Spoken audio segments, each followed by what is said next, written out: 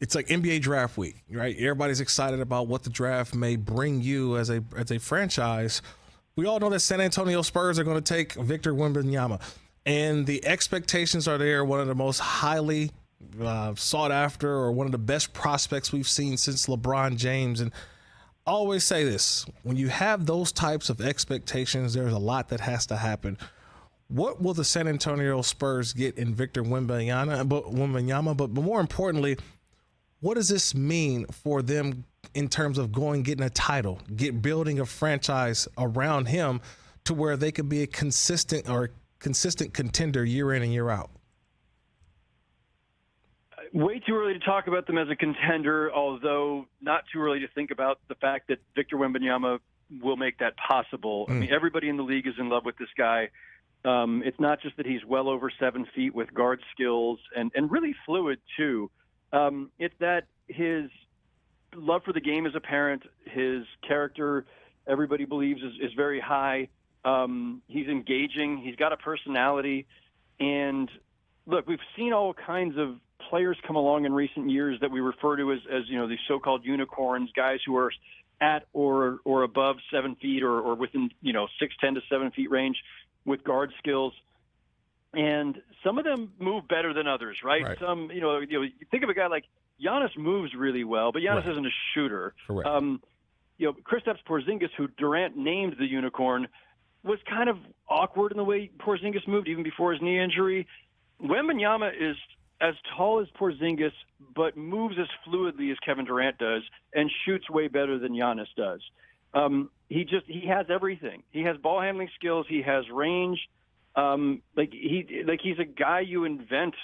I don't know if you could go to that far in NBA 2K. I'm not a video game guy, but he's a guy you would invent, right? I'm gonna make a guy who's got guard skills, but he's a 7-footer and can block shots and can cover every inch of the court. Yeah. That's Wembanyama, and the Spurs are getting him. We know Victor Wembanyama will be the 1 overall pick, the first selection on Thursday. Who's number 2? And what does the draft sort of look like when you get from 2 through 5, 2 through 6?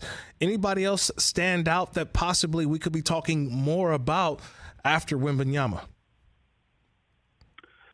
The 2 guys who are, next in line are Scoot Henderson, who was playing for the G League Ignite. That's their development straight from high school. In fact, high school to do that.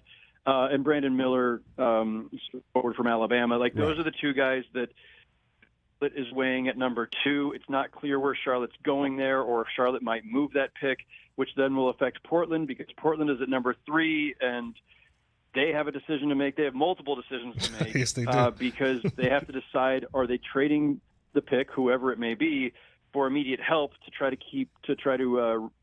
get Dame Lillard a decent supporting cast in the near term. Or would Portland keep the pick? Would they trade Dame? Or would they keep the pick and say, you know what, we'll just bridge the gap between the youth and Dame, and we'll just figure it out? There's 1,000 questions about the Blazers alone.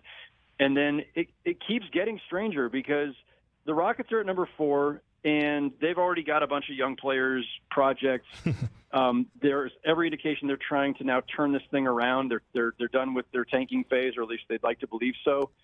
And so they want to win, and they're aiming to start winning immediately. Well, another 19 or 20-year-old isn't going to help you immediately. And the Pistons are at number 5, and they're in the same position as the Rockets in terms of wanting to turn the corner. And another 19-year-old, again, 19-year-olds don't usually get you immediate wins in the NBA. So, and then you jump down to 7. The Pacers are said to be shopping that pick.